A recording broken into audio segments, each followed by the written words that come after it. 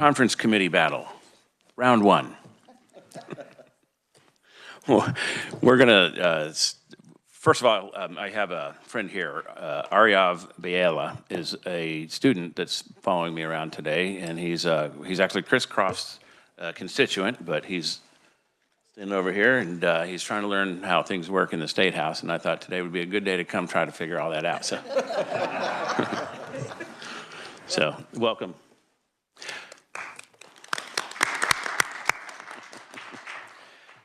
All right, so the first bill we were going to talk about is House Bill 2570.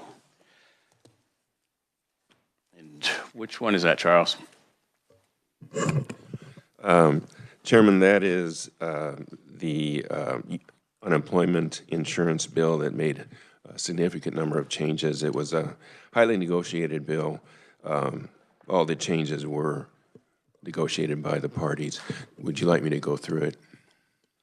Is there any objection to waiving the reading of the bill? Anybody have, or let's just go to questions. Are there any questions on the changes that were made so far? All right, seeing none. You're welcome, Charles. You have one more amendment, I think, to make on that, right? Thank you, Mr. Chair. Yes, we do have an amendment that came on behalf of all the stakeholders, Department of Labor, SHRM, all of the original stakeholders in this bill. And I will let Charles distribute that and explain that, but there is agreement from all stakeholders on this amendment.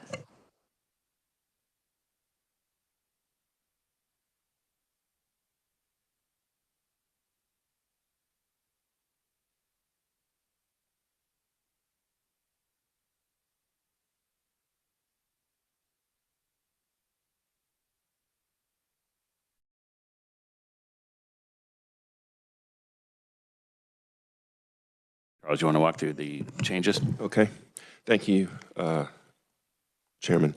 So House Bill 25, these changes to House Bill 2570 arise out of, address two concerns really. One is conformity and uniformity with respect to the federal U.S. Department of Labor requirements, and the other is just some technical kinds of fixes.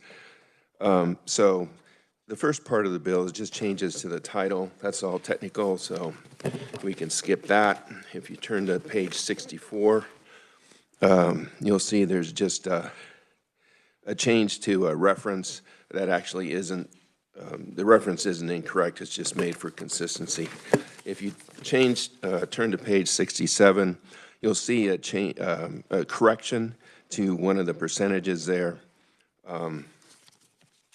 Turning the page to page 73, again, some corrections to some of the percentages in that solvency rate schedule. Turning the page to 74, again, another correction to the credit rate schedule, just a correction of the percentage. And page 75, again, another correction to one of those percentages. Turning the page to 105, you'll see that's a change. The blue is added, of course, the red is stricken. That's a change to the type of information that the Secretary is required to provide as part of the Secretary's report. So the reporting was already in the bill. This just changes some of that, the nature of some of that information. And you can, you can read that there on page 105 in the blue.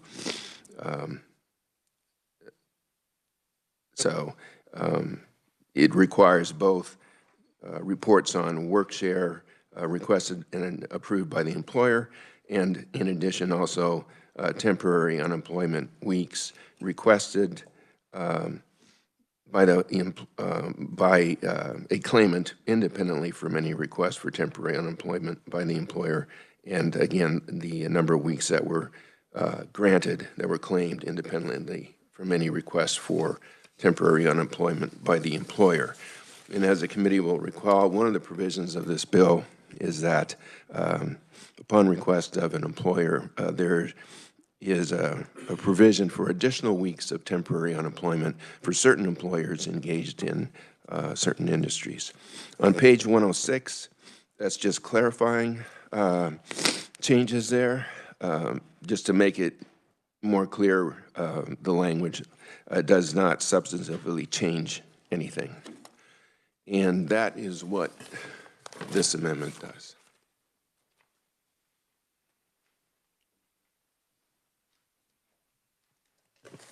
Any questions on the amendment?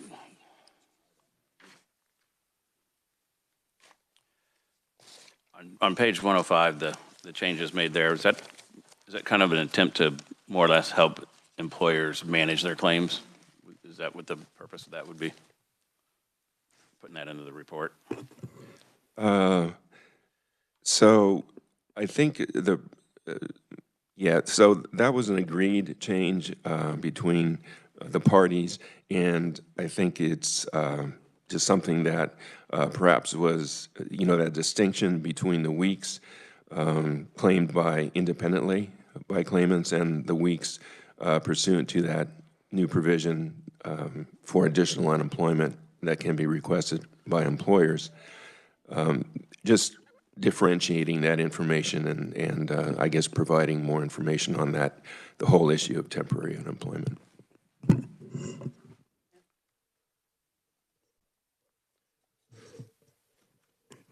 So my question is on page 106. Sorry, let me move over here a second. On line 28, you said the red means we're crossing it out and the blue is the addition, correct? Yes. Okay, so when we say on line 29, additional temporary unemployment benefits of 8 weeks, and we crossed out shall be limited to 8 weeks, can you just explain, it's still limited only to 8 weeks, right? Yes, those changes are just for clarity. So if you look on a little bit lower on lines 36 to 39, that paragraph addresses the maximum number of weeks. So there's no change to the 8 weeks, and the 8 weeks are also referenced, on page 106 in line 12. And then also in line 19. So it's clear that there's only 8 weeks that may be granted, and then, as I mentioned, lines 36 through 39 provide a total limit.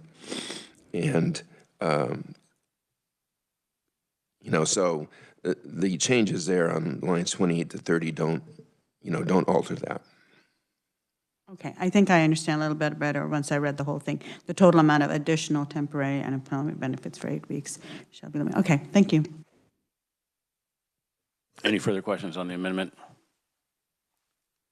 All right, seeing none. Any issues? You good with that? I think we're acceptable to accept that amendment. Any other changes? So you mean we could finally be done with unemployment? Mr. Chair, I'm pleased to announce I think we are done with unemployment for now. Thanks for all your hard work on this. That was a pretty incredible lift. So I'm glad we got this done finally, and hopefully we won't have to revisit this again next year. So, okay, good. So we'll get that. It's my understanding we'll get a conference committee report at our next meeting to sign so that we can sign it and hopefully get it across. We have a very important person that's going out of town Friday that would like to see this bill passed before then. So do you think maybe we could get that done for him today or tomorrow? That would be my hope. As soon as we get that report, we'll push it as fast as we can, Mr. Chair. Next bill. Mr. Chair, we'd like to look at Senate Bill 333 that was amended by the House to include Kathy's Law.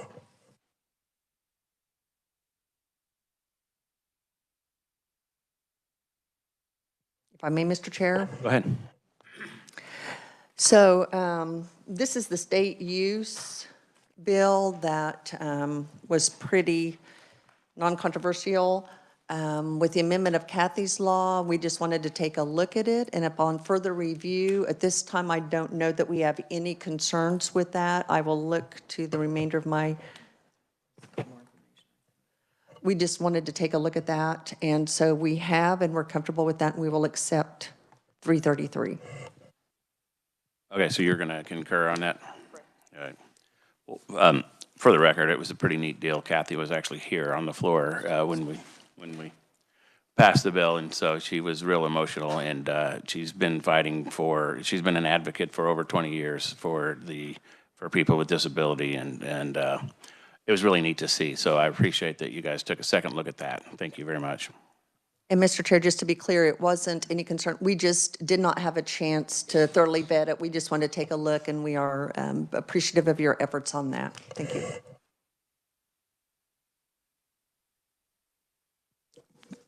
Senate Bill 467, go ahead. Senate Bill 467 is the travel and tourism. And we do want to add in some of the bill around star bonds. And Charles, do you have those ready?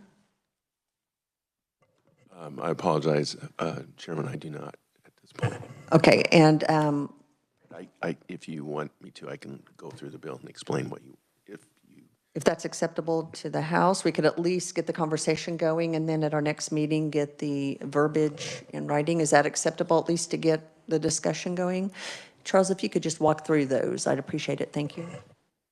And do you want me to discuss the items that you would like to see added? Correct, from the star bond bill. So as I understand, there are certain items out of the star bond bill 2387 that are in consideration here. And the first is a new section 1 from that bill. And new section 1 provides a fix for the issue of the loss of revenue by certain star bond districts as a result of the reduction in food sales tax. And that has been an item that has been addressed in some budget bills here the last couple of years. But section 1 then would be a fix that would put that into statute.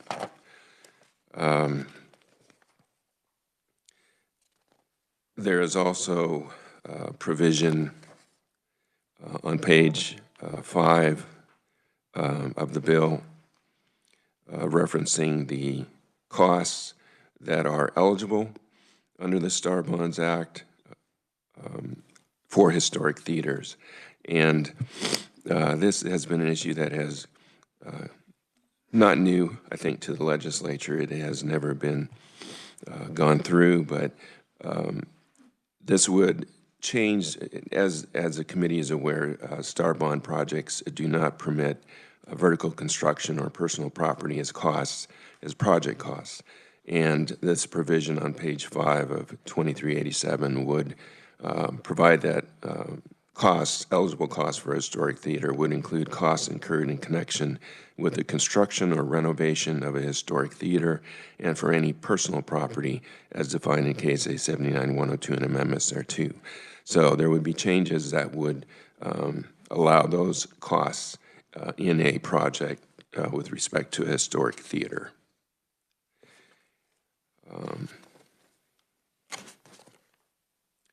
And I would add that on page 8, lines 13 to 20 of 2387, that is an additional provision that would be, that has relevance to the fix for the sales tax, so that would be added as well.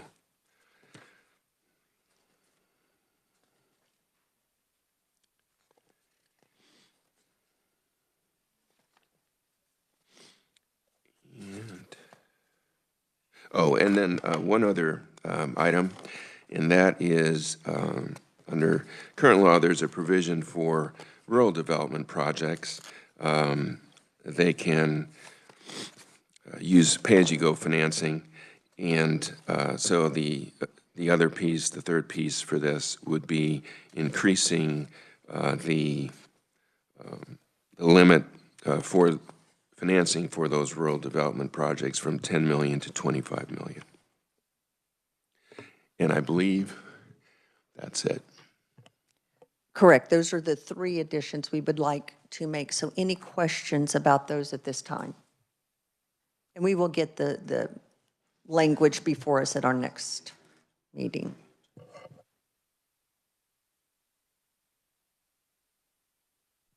The only other piece of that Star Bond bill that was passed out of the House last year was the addition of amusement parks, but that has been taken care of in the budget, from my understanding, and doesn't need to go in, right? That is my understanding as well. We don't have any issues with that, and rather than coming back and rediscussing it, I think we just could allow Charles to write it up, and we can look at it when we sign the conference committee report, and if there's any issues, we can come back for a meeting, but other than that, there's no reason to come back and meet on that. So if that's okay with you. I'm seeing that's agreeable to the Senate, so appreciate that, Mr. Chair. Charles. Yes, thank you, Madam Chair. So I would just note that there will need to be some changes to Section 1, but, you can not really changing what the section is attempting to do, just in the technical details. 2587. And if it's okay with you, Mr. Chair, in the House, we would allow Charles to make those technical changes as needed to make the language work for the intent. Fine with us, Madam Chair. Okay. Mr. Chair, the only other one that we have at this point is Senate Bill 96, and I do know that there are some documents that we are waiting on from the Senate side, and so I would, with your permission, ask that we schedule another time to convene, hopefully later today, if possible.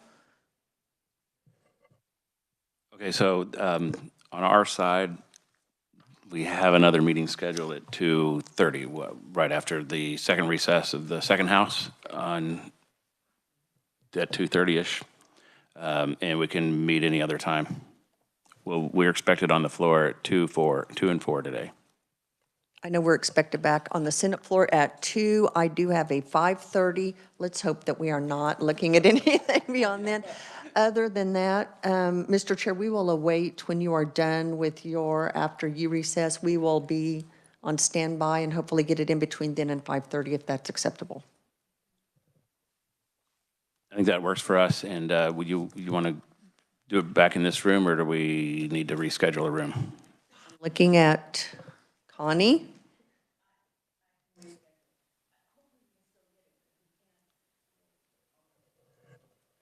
Room to be announced. Okay. Thank you, Mr. Chair.